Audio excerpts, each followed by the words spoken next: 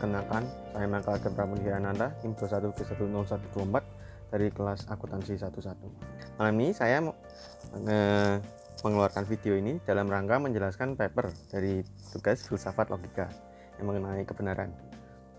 Kebenaran menurut filsafat itu digambarkan sebagai suatu info atau entitas atau segala hal lain yang sifatnya itu tidak pernah tunggal, di mana dapat bersifat juga relatif dan moderat, yang dapat dipercakapkan secara demokratis.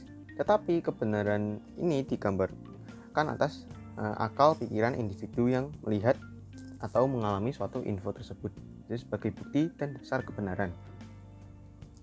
Dan kebenaran ini dapat dibagi menjadi tingkatan pertama, yaitu indera manusia, di mana informasi yang dapat diidentifikasi sebagai kebenaran itu didapat melalui peristiwa yang berhubungan dengan indera sederhana manusia.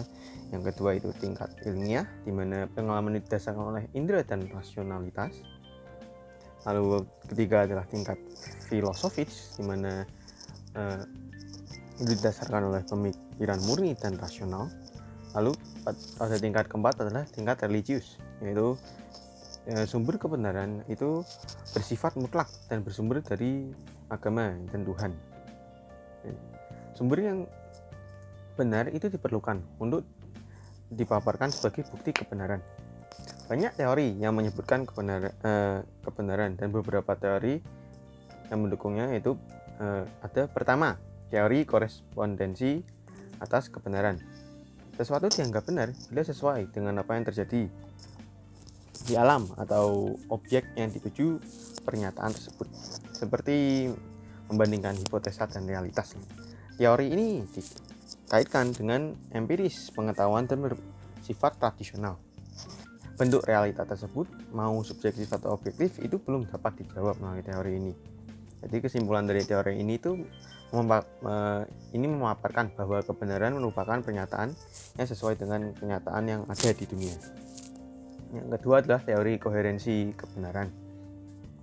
Suatu pernyataan, suatu hal itu dapat dianggap benar bila pernyataan tersebut tidak bertentangan dan berkontradiksi dengan pernyataan-pernyataan sebelumnya. Teori ini mensyaratkan adanya konsistensi atau tidak adanya pertentangan atau kontradiksi antara suatu pernyataan dengan aksioma. Jadi kesimpulannya, teori ini memaparkan bahwa pernyataan yang telah dinyatakan apakah konsisten dalam struktur kebenaran tersebut. Ketiga ada teori pragmatis kebenaran. Suatu hal dapat dilihat sebagai kebenaran bila dapat menimbulkan manfaat dan memuaskan masyarakat. Karena kepuasan masing-masing ini manusia tidak sama, hal ini dapat menimbulkan perbedaan persepsi. Keempat, ada teori performa dari kebenaran. Performatif harus dapat menciptakan sebuah realitas. Pernyataan yang benar bukanlah pernyataan yang mengungkapkan realitas, tetapi justru dengan pernyataan itu tercipta realitas sebagaimana yang diungkap dalam pernyataan itu. Tetapi pernyataan teori ini juga dapat menghasilkan hasil kontradiktif yang memberikan nilai yang ditangkap terlalu ambisius atau salah. Kelima, ada teori konsensus kebenaran. Kebenaran itu dianggap benar bila pernyataan didukung secara luas oleh masyarakat, di mana pernyataan itu sesuai dengan yang dipercaya masyarakat, voices of the people. Lalu yang keenam itu ada agama sebagai teori kebenaran.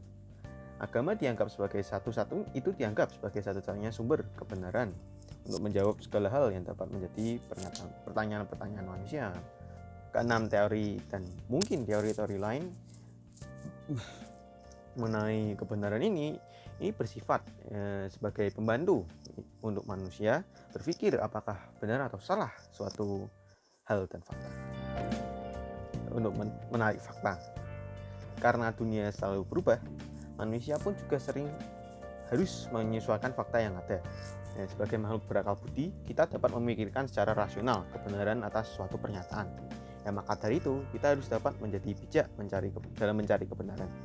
Dengan mengingat satu hal yang dinyatakan lagi-lagi Nietzsche yang dalam bukunya Lagi-lagi Das Buch Zarathustra, itu untuk menghindari membangun cult of personality pada seseorang dan mencari kebenaran itu sendiri dari persepsi kita sendiri dan memperdebatkan pernyataan-pernyataan yang kita percaya dengan yang lain untuk dapat menarik kebenaran personal yang baru secara rasional. Selanjutnya ada pertanyaan mengenai kebaikan dan yang tidak baik. Menurut saya, hal yang baik merupakan hal yang memenuhi hak asasi manusia setiap individu, di mana di dalamnya dapat diterapkan oleh negara-negara, yang diikuti oleh masyarakat, dan juga menurut afiliasi keyakinan agama. Saya Kristen Protestan, di mana juga di sebaliknya hal yang tidak baik merupakan hal-hal yang menentang hak asasi manusia dan peraturan-peraturan yang tertera. Untuk memperjelas hal yang baik, hal baik itu memungkinkan manusia untuk hidup secara bebas dan adil dengan beberapa kompetisi-kompetisi yang sehat. Sekian dari saya, mohon maaf bila ada banyak kesalahan dalam video ini. Terima kasih.